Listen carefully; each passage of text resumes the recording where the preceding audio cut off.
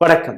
Prime minister மோடியுடைய அமெரிக்க பயணம் அதை முடித்துவிட்டு தன்னுடைய 8,000 கோடி ரூபாய் செலவில் நாம் எந்த விமானத்தை வாங்கி கொடுத்தோமோ அதே விமானத்தில் அவர் இந்தியாவில் எப்போ இறங்கினாரோ அதே நேரத்தில் இன்னொரு விமானமும் தரையிறங்கியது.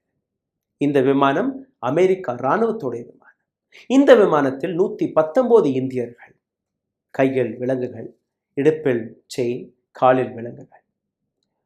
ஒரு மனிதரை படுகேவலமாக எப்படி நடத்த முடியுமோ அனைத்தையுமே அவர்கள் செய்து இந்த விமானத்தை இறக்கி இங்கே 119 நபர்களை இறக்கிவிட்டு சென்றிருக்கிறது. பிரைம் மினிஸ்டர் மோடி அமெரிக்கா சென்ற போது பல்வேறு விஷயங்களை நாம் எதிர்பார்த்தோம். அதில் ஒன்று இது. எப்படி இந்தியர்களை இப்படி ட்ரீட் செய்யலாம் என்கிற ஒரு கேள்வி. இப்போ பிரைம் மினிஸ்டர் மோடி போயிருக்கிறார். ட்ரம்ப் இந்த மாதிரி மறுபடியும் செய்ய மாட்டார் என்கிற, அல்ல ட்ரம்பிற்கு முன்பு எப்படி எங்க நாட்டு நபர்களை இப்படி நீங்க கேவலப்படுத்த முடியும் என்று கேட்பார். இல்லை அவர்கள் இல்லீகலாக அங்கே வந்திருக்காங்களா, பரவாயில்லை, எங்களுடைய நாட்டு மக்கள் தானே, நாங்கள் எங்களுடைய விமானத்தை அனுப்பி நாங்களே கூட்டி வருகிறோம், அப்படியாவது கூறியிருப்பார் என்று நம்பினோம். ஆனால் பிரைம் மினிஸ்டர் மோடி இதில் எதுவுமே செய்யவில்லை. அடானியை பற்றி கேள்வி கேட்டபோது இதனுடைய பர்சனல் விவகாரம், இந்த பர்சனல் விஷயத்தை பற்றி நாங்கள் 2 பெரிய நாடுகளுடைய தலைவர்கள் பேச மாட்டோம் என்று மறுத்துவிட்டார். இன்னொரு பக்கம் இதே இந்தியர்களை பற்றி பேசும்போது நாங்கள் வெரிஃபிகேஷன் செய்கிறோம், அப்படி இந்தியர்களாக இருந்தால் அவர்களை நாங்கள் அக்செப்ட் செய்கிறோம். இது ஒரு பக்கம். ஆனால் அவர்கள் எப்படி கொண்டு வரப்படுகிறார்கள்? அவர்கள் தீவிரவாதியா, அவர்கள் கிரிமினலா? எதற்காக அமெரிக்கா போர் விமானம் இந்தியாவிற்குள் வருகிறது? எதற்காக அமிர்த்சரில் களமிறங்கியது? இது போன்ற எந்த விதமான கேள்வியும் அவர் கேட்கவில்லை. ஒரு இடத்தில் நீங்கள் பார்த்தீர்கள்னா பிரைம் மினிஸ்டர் மோடியை ட்ரம்ப் எப்படி ட்ரீட் செய்தார் என்று நீங்கள் பார்த்தீர்கள், உங்களுக்கு புரிய வரும். அங்கே வார்னிங் கொடுத்திருக்கிறார், மிரட்டி இருக்கிறார், ஃபோர்ஸ் சேல் செய்திருக்கிறார். அனைத்தையுமே ஒவ்வொன்றாக நான் எடுத்து காட்டுகிறேன். External affair minister S Jaishankar இதற்கான ஒரு கிளாரிஃபிகேஷனை கொடுத்திருக்கிறார்.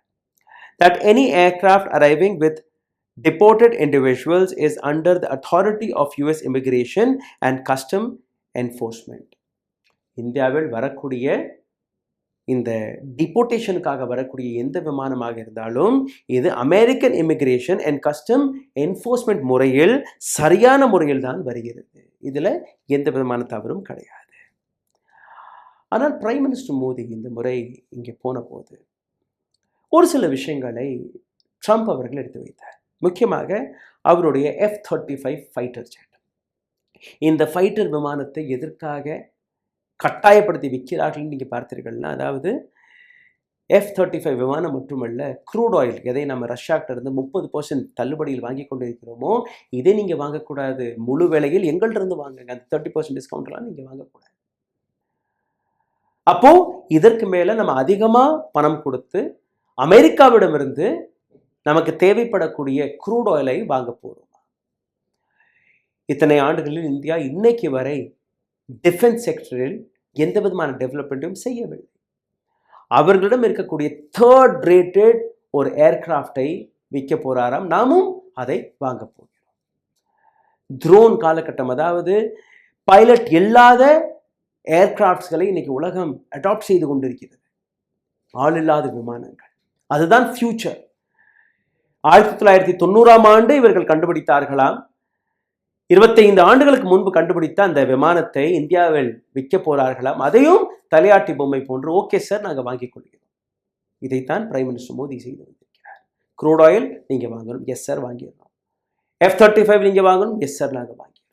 நீங்க அப்படி எங்களுடைய பேச்சை கேட்கவில்லை என்றால் உங்கள் மீது நாங்கள் அதிக டாரிஃபை போடுவோம் சார், அப்படின்லாம் செஞ்சிடாதீங்க. உங்கள் நாடு எங்கள்கிட்ட அதிகமாக டாரிஃப் வாங்குது சார், இப்போ இமீடியட்டாக நான் குறைச்சிடுறேன். இதெல்லாம் செய்து வந்த பிரைம் மினிஸ்டர் மோடி F-35 பற்றி எலான் மஸ்க் கொடுத்த ஒரு ஸ்டேட்மெண்ட்டை படிக்கிறேன் கேளுங்க. எலான் மஸ்க் இன்னைக்கு அமெரிக்கா அரசியலில் மிக முக்கியமான இடத்தை பிடித்து விட்டார். எலான் மஸ்க் 2024ஆம் ஆண்டு நவம்பர் மாதம் 25ஆம் தேதி போட்ட ஒரு tweet. Some US weapon systems are good overpriced. But please, in the name of all the holy, let us stop this worst military value for money in history, that is F-35 program. US weapon சிஸ்டத்தில், யூஎஸ்ல இருக்கக்கூடிய weapon சிஸ்டத்தில் பல்வேறு useless ஆன பொருட்கள் இருக்கிறது. Over priced. ஒரு விஷயத்திற்கு நீங்கள் 100 ரூபா கொடுக்குறீங்கன்னா அதை 500 ரூபாய் 1000 ரூபாயாக நீங்கள் எம்ஆர்பி எழுதி வச்சிருக்கீங்க. அந்த மாதிரியான பல பொருட்கள் உங்களிடம் இருக்கிறது. அதில் மிகவும் கேவலமான படுமோசமான ஒரு ஏர்கிராஃப்ட் தான் F-35. Meanwhile, some idiots are still building mannered fighter jets like F-35. இதே விமானத்தை இன்னைக்கு கூட ஒரு சில முட்டாள்கள் இது போன்ற விமானங்களை சேல் செய்து வருகிறார்கள், விற்று வருகிறார்கள், மேனுஃபேக்சர் செய்து வருகிறார்கள்.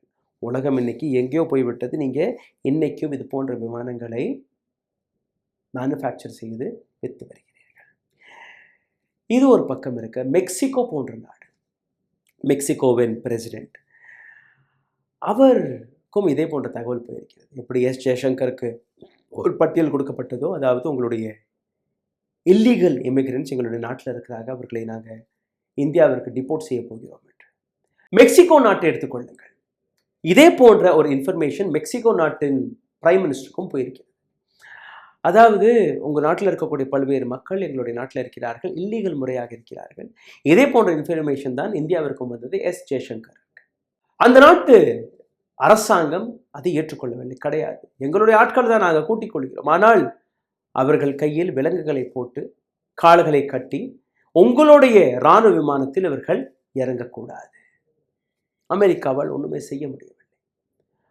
அமெரிக்கா அவர்கள் அனுப்பப்படும் போது தனி விமானத்தில் அனுப்பினார்கள், பேசஞ்சர் விமானத்தில் அனுப்பினார்கள். எந்த விதமான விலங்குகளும் போடப்படவில்லை. அடுத்தபடியாக இன்னொரு நாடு கொலம்பியா, ரொம்பவே சின்ன நாடு. கொலம்பியாவுடைய பிரசிடென்ட் அவரும் எதிர்த்தது மட்டுமல்ல, தன்னுடைய நாட்டு மக்களுடைய சுயமரியாதைக்காக தன் நாட்டு விமானத்தை அனுப்பி அவர்களை மரியாதையுடன் தன்னுடைய நாட்டிற்கு கூட்டி வந்தார். இந்தியா 2வது முறை அவமானப்பட்டு நிற்கிறது. ஒரு முறை 104 நபர்கள், இன்னைக்கு 119 நபர்கள். பிரைம் மினிஸ்டர் மோடியை கூப்பிட்டு வைத்து பல்வேறு டீல்ஸ்களை பேசி பல்வேறு விஷயங்களை எடுத்து வைத்தது மட்டுமல்லாமல், இந்தியா பிரைம் மினிஸ்டர் வந்த அதே பாதையில் இன்னொரு விமானம் வருகிறது. ஏதோ பிரைம் மினிஸ்டர் போய் அங்கே 119 நபர்களை கூட்டி வந்தது படி, அதுவும் அவர்களுடைய போர் விமானத்தை. இந்த விஷயத்தை இன்னைக்கு சோஷியல் மீடியா இந்த அளவில் எதிர்க்கிறது என்று எனக்கு தெரியவில்லை. மெயின் ஸ்ட்ரீம் மீடியா இந்த அளவில் எடுத்து வைக்கிறது என்று தெரியவில்லை. ஆனால் ஒரு நாட்டுக்கு ஏற்படக்கூடிய ஒரு மிகப்பெரிய ஃபெயிலியர், ஒரு மிகப்பெரிய அவமானமாக இது பார்க்கப்பட வேண்டும். ஆனால் ஏன் இதற்கான எந்த விதமான டிபேட்டும் கிடையவில்லை என்று எனக்கு புரியவில்லை. இதே இடத்துல நீங்கள் பார்த்தீர்கள்னா, BRICS nation, Brazil, Russia, India, China and South Africa, இந்த 5 நாடுகளுமே ஒரு புதிய கரன்சியை இன்ட்ரடியூஸ் செய்ய பார்த்தார்கள். அதாவது பிரிக்ஸ் கரன்சி.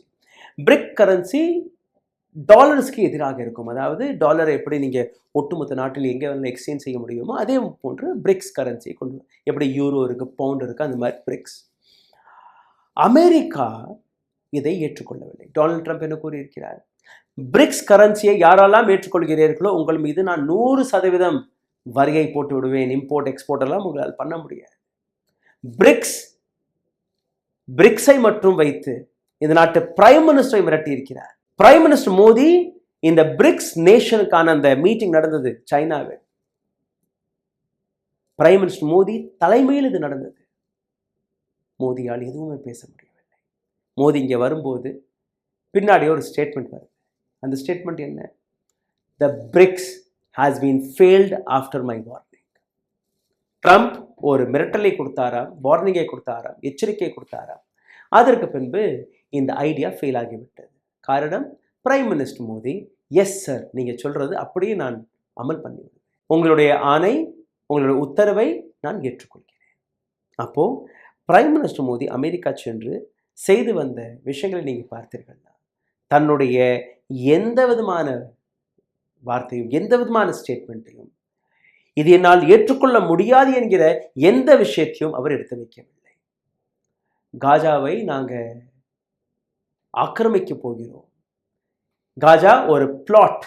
இந்த பிளாட்ல இருக்கக்கூடிய 25 லட்சம் மக்களை வெளியேற்றி விடுங்கள், இதை நான் பணக்காரர்களுக்கு விற்கப் போகிறேன் என்று கூறிய ட்ரம்ப், அந்த விஷயத்தை கூட பிரைம் மினிஸ்டர் மோடியால் எதிர்க்க முடியவில்லை. அடானியை மட்டும் விட்டு விடுங்கள், அவரை மட்டும் கைது செய்யாதீர்கள், மீதம் என்ன நினைக்கிறீர்களோ உங்களுடைய ஆணைப்படி நான் நடத்தி காட்டுகிறேன் என்கிற அந்த உத்தரவாதத்தை கொடுத்து வந்திருக்கிறார் பிரைம் மினிஸ்டர் மோடி. சிந்தித்து பாருங்கள்.